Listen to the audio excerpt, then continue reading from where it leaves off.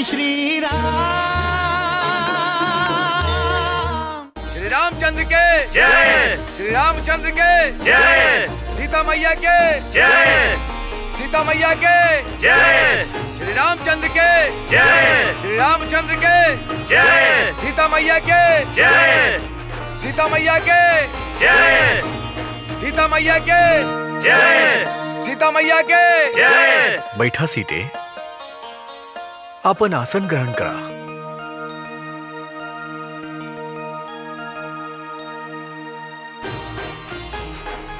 सीता मैया के जय। सीता मैया के जय। श्री रामचंद्र के जय। सीता मैया के जय। सीता मैया के जय। श्री रामचंद्र के जय। श्री रामचंद्र के जय। सीता मैया के जय। सीता मैया के जय। श्री रामचंद्र के जय। उपस्थित देवी और सज्जन लोग, रघुकुल के परंपरा के अनुसार अयोध्या के नव निर्वाचित महाराजाधिराज श्री रामचंद्र के मस्तक पे मुकुट पहनावे के अधिकार ब्राह्मण देवता लोग और परिवार के वरिष्ठ लोग के प्राप्त बा।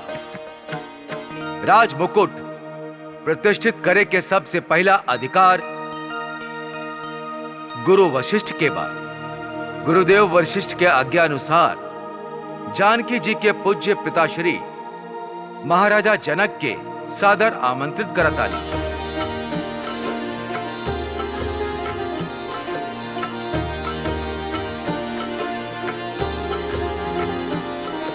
गुरुदेव, राज मुकुट प्रतिष्ठित करे खातिर योग्य ब्राह्मण लोक के चयन रहुए ही करी।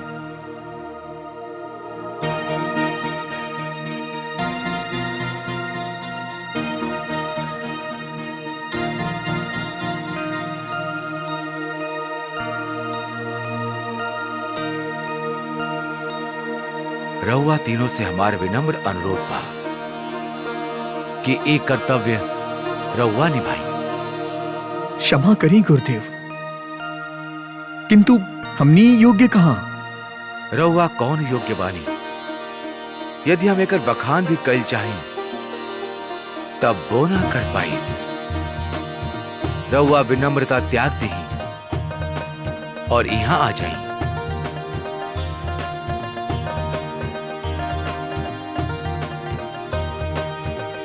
ए त ऐसा सौभाग्य बा जो ना तो कबो केहू के मिलल बा और ना तो फिर कबो केहू के मिली।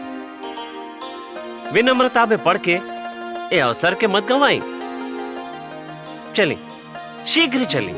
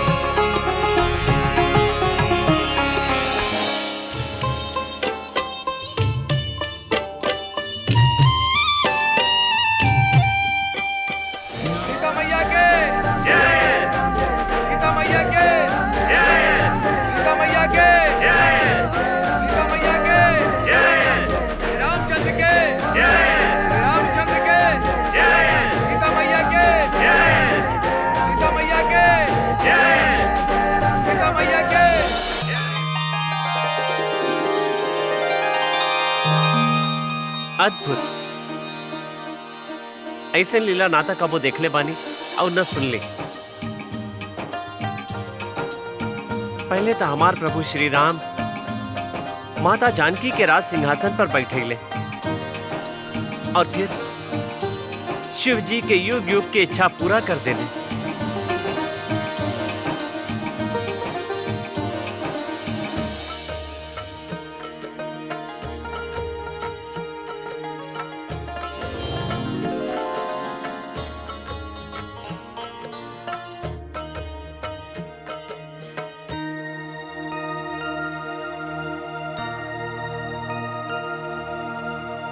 का भइल सीते, तू हमके ई प्रकार प्रश्न भरल दृष्टि से काहे देखा तारू? ऐसे रघुनंदन कि हमार मन में कईगो प्रश्न उठ रहल बा। आज राउर लीला हमार समझ में नहीं ख्या रहल। समझ नहीं के आ रहा ऐसन का कर देनी हम सीते? बहुत कुछ। राज सिंहासन की ओर बढ़त समय अपन गति धीमी करके हमरा के आगे बढ़ा देनी और फिर राज सिंहासन पर स्वयं से पहले रोवा हमरा के बैठा देनी। ए लीला के रहस्य का बा स्वामी? रउआ ए लीला के द्वारा संसार के का संदेश देल चाहतानी? तू हमरा मुख से सुने चाहता रू तो सुना। ना केवल सूर्य वंश के अपितु ये पृथ्वी के प्रथम मानव मनु महाराज मनुष्य के जीवन के कुछ संस्कार निश्चित कैले रहलन। हम ओकरे पालन कर रहल बानी। हम संसार के उस संस्कार सबके याद दिलावे चाहतानी। कहाँ रहे वो सब संस्कार? मनु महाराज विवाह बेला में लिहल जाए वाला 7 फेरा के व्याख्या करके आपन पुस्तक मनुस्मृति में लिखले बाड़े कि पहला के 4 फेरा में पति और अंतिम के 3 फेरा में पत्नी आगे रही। तसीते इतना समझला कि आज राज सिंहासन पे बैठे के साथ ही हमरा आगे रहे के 4 फेरा पूरा हो गए।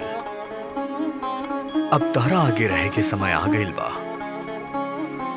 हमार मानव रूप के अब तक के जीवन में घटल हर घटना के नायक हम स्वयं रहली सीते और तू सच्चा पतिव्रता के रूप में हमरा पीछे रहलू। परंतु आज से तू अपना साथ साथ हमरा जीवन के भी, अब हमनी के जीवन के कहानी के सूत्र तारा परिक्रमा करी और हाँ सीते तारा अपन बुद्धि और विवेक से अपन राम के भी दिशा दिखावे के होगी। ई त हमार कंधा पर भारी दायित्व डाल देनी रउआ स्वामी। वैवाहिक जीवन के नाम ही मिलके दायित्व उठावे के हसीते। पति पत्नी के बीच प्रेम होखे परंतु प्रेम बंधन मुक्त हो जाए। दोनों संसार के समस्त वस्तु के मिलके भोग करें परंतु एक दूसरे के वस्तु पर अधिकार ना जमावे। दोनों कोनो मंदिर के स्तंभ के भांति मिलके खड़ा रहे परंतु आपस में कुछ दूरी भी बनेले रखे। सीते काहे कि मंदिर के स्तंभ यदि पास पास रही हैं तब मंदिर ढह जाई। दोनों थोड़ा थोड़ा भार उठाई हैं तब है गृहस्थ रूपी मंदिर सुदृढ़ रही। यही से सीते ये दायित्व तारा तो उठावे के ही होगी।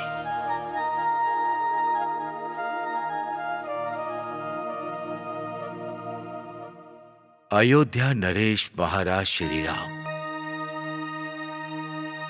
अयोध्या के प्रजा के उनकर उपस्थिति के धन्यवाद दी।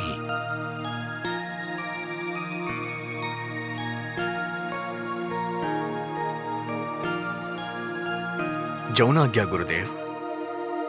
राजा रामचंद्र के जय। राजा रामचंद्र के जय। राजा रामचंद्र के जय। राजा रामचंद्र के जय। अयोध्यावासी लोग राज्याभिषेक के अवसर पे यहाँ पधार के रउआ अपन राम के जौन सम्मान जौन प्रेम देहले बानी जौन अपनापन दिखैले बानी ओकर ऋणी ई राम कभी ना चुका सकी। हमनी के कई ग्रंथ में ही बताइल गइल बा कि राजा प्रजा के स्वामी ना अपितु उनकर प्रतिनिधि होखेला। राज्य के सुरक्षा के साथ साथ राजा के प्रथम कर्तव्य होला प्रजा के समस्या के हल कैल, उनकर दुख दूर कैल। जौन राज्य के प्रजा सुखी एवं समृद्ध ना होखे वो राज्य के राजा के अयोग्य मानल गइल बा।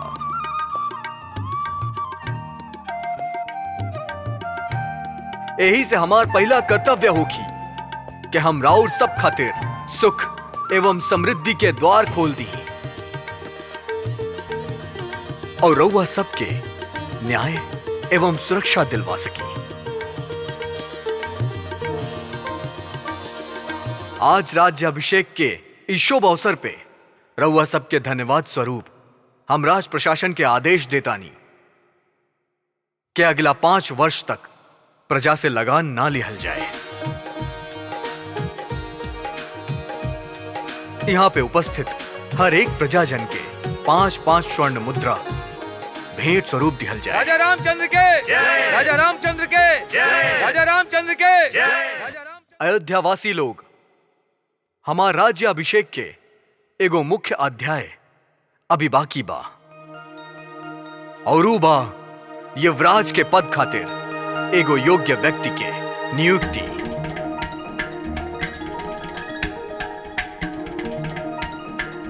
तो हम अपन अनुज और धर्म के साक्षात सूर्य माता कैकेयी के सुपुत्र और अपन प्राण भरत के अयोध्या के युवराज घोषित करतानी।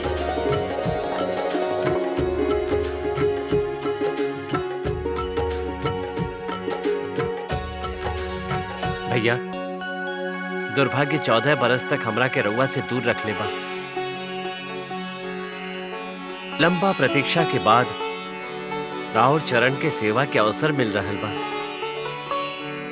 ऐसे में कोनो शासकीय पद लेके हम राउर चरण से दूर ना होके के चाहेली।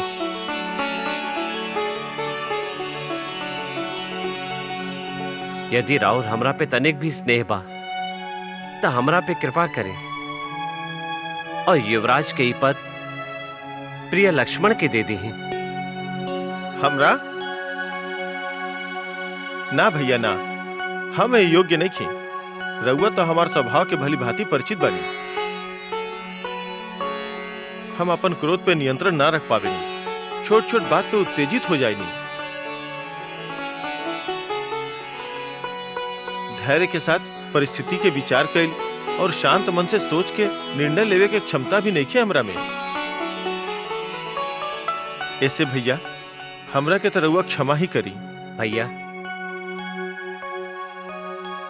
यदि लक्ष्मण ही दायित्व ना उठावे के चाहताणे तब फिर ही बीड़ा शत्रुघ्न के उठावे के होखी। हमरा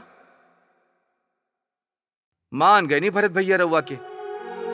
स्वयं तो रउआ 14 बरस तक राम भैया के अनुपस्थिति में भी राज तिलक ना करवनी और रउआ हमरा से कहता नहीं कि 2 गो बड़ भाई के होते हम युवराज के पद स्वीकार कर ली।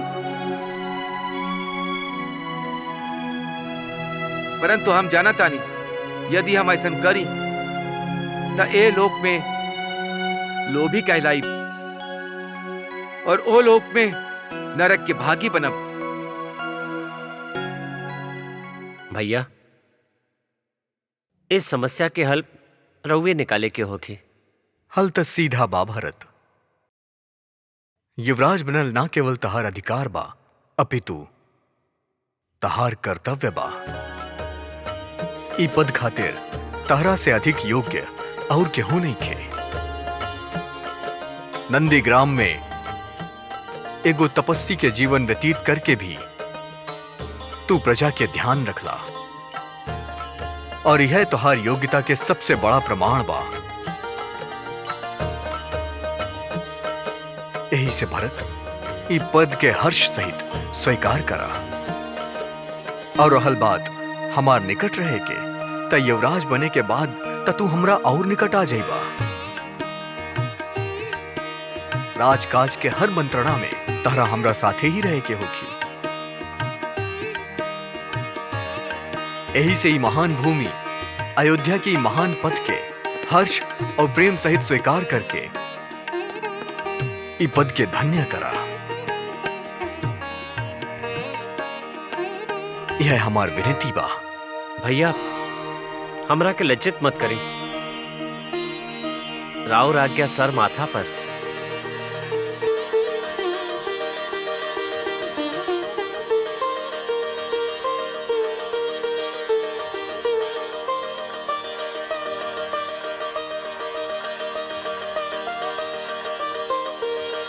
युवराज भरत के जय, युवराज भरत के जय, युवराज भरत के जय, युवराज भरत के जय, युवराज भरत के जय, युवराज भरत के जय, युवराज भरत के जय, युवराज भरत के जय, युवराज भरत के जय, युवराज भरत के जय, युवराज भरत के जय।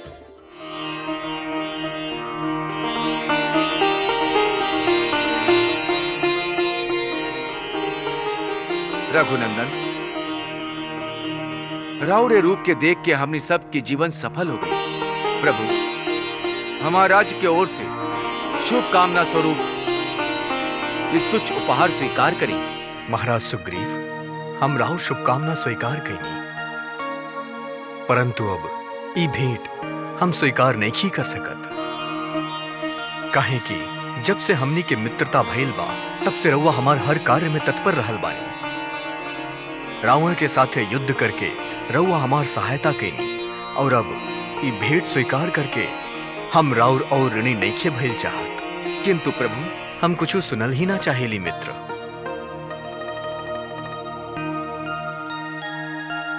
मित्र, ये हमार और हमार राज्य के ओर से रउआ खातिर। रघुकुल श्रेष्ठ, इस संसार में हमरा खातिर सबसे मूल्यवान राउर मित्रता बा। वो हमरा खातिर भी बा मित्र, और वह मित्रता के अधिकार से ये भेंट रउआ खातिर बा।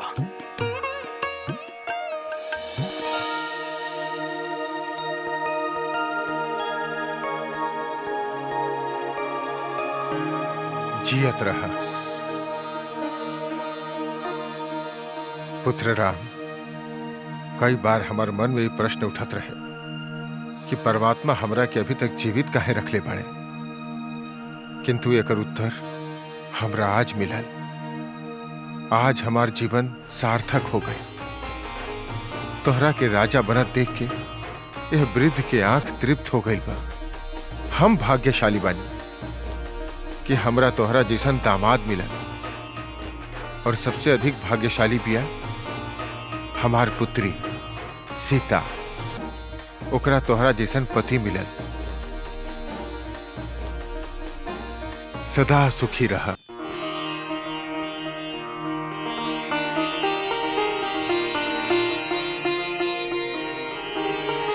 हे वीर शिरोमणि राम, ये हमार परम सौभाग्य बा कि आज यह शुभ अवसर पे हम यहाँ उपस्थित बानी।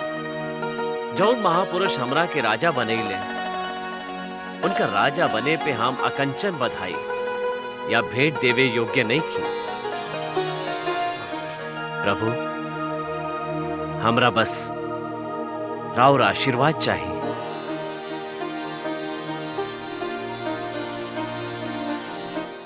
हमरा पास रउआ देवे योग्य कुछ भी नहीं खे, परंतु फिर भी हम रउआ के एगो छोट वस्तु भेंट दिहल चाहतनी, जेकरा से हमार मन के हर्ष होखे। राउर सात्विक दिव्य आभा के सामने त ऐसन सहस्त्र माला के दिव्य प्रकाश भी फीका बा। राउर वाणी से हमनी भक्त पे कृपा खातिर कईल गईल एक शब्द के मूल्य भी ये माला से कहीं अधिक बा। परंतु फिर भी ई दीनहीन भक्त विभीषण के ए तुष्ट भेंट के स्वीकार करें। मित्र, आभूषण स्त्री लोग के शरीर पे अधिक अच्छा लगेला।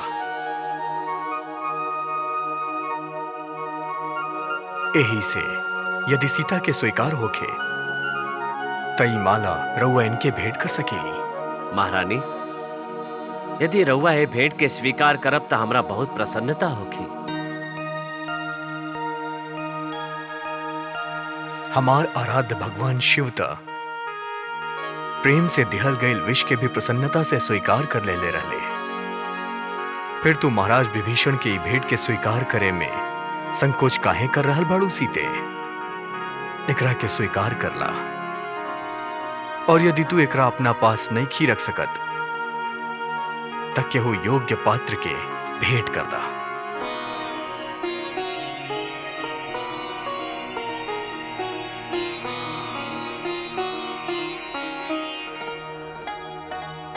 लंकापति विभीषण, हमरा राहुरी भेंट सहर्ष स्वीकार बा। लंकापति विभीषण, ए माला के रघुनंदन श्री राम खातिर लायल रहन। एही से ए माला के ओ व्यक्ति के देल चाहतानी जे रघुनंदन श्री राम के सबसे अधिक भक्ति और सेवा कैले बा।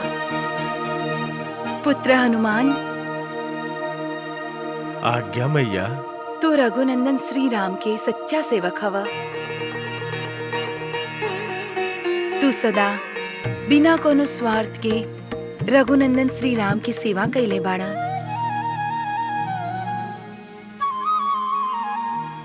ए दिव्य माला के सच्चा अधिकारी तू बाड़ा। एकरा के ग्रहण कर।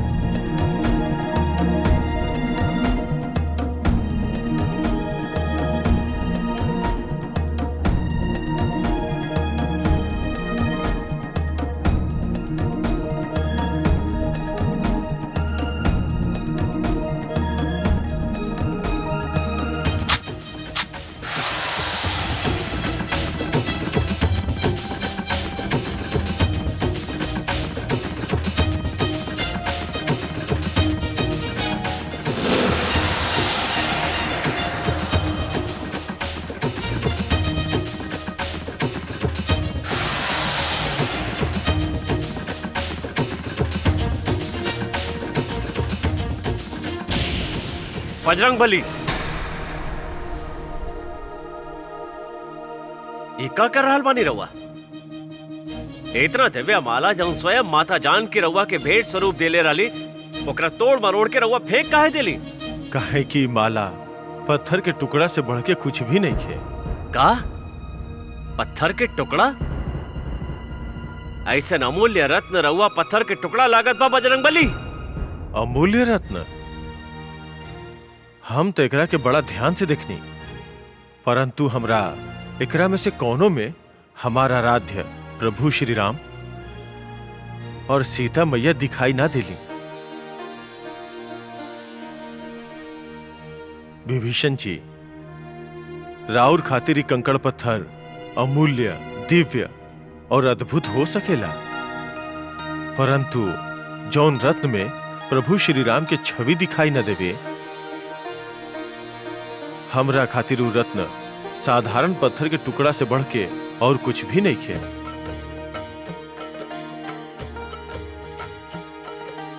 यही से हम ई माला के तोड़ मरोड़ के फेंक देनी। राउर कहे के तात्पर्य यही बा कि संसार में वो सब वस्तु बेकार बा जे में प्रभु श्री राम के दर्शन न होके। यह सत्य बा। रउआ के कोनो संदेह बा का? यदि ऐसन बात बा बजरंग बली, रउआ जौन शरीर के इतना प्रेम और गर्व से धारण कैले बानी, क्या एकरो में प्रभु श्री राम बसेले?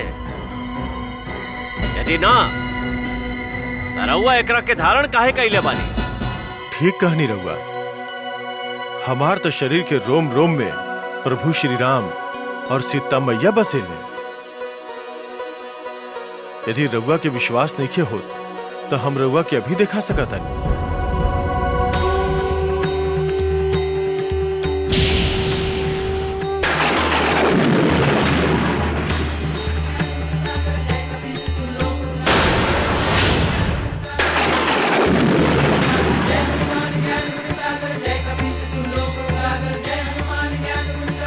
जय श्री राम।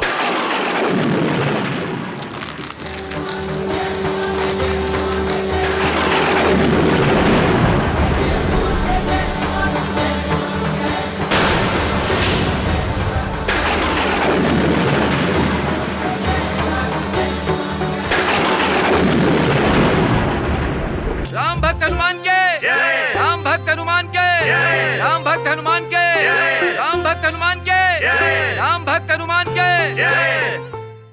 हनुमान, तहार भक्ति पाके हम धन्य हो गए बानी। तहार समान भक्त ना इस सृष्टि में आज तक जन्मल बा और ना ही जन्मी।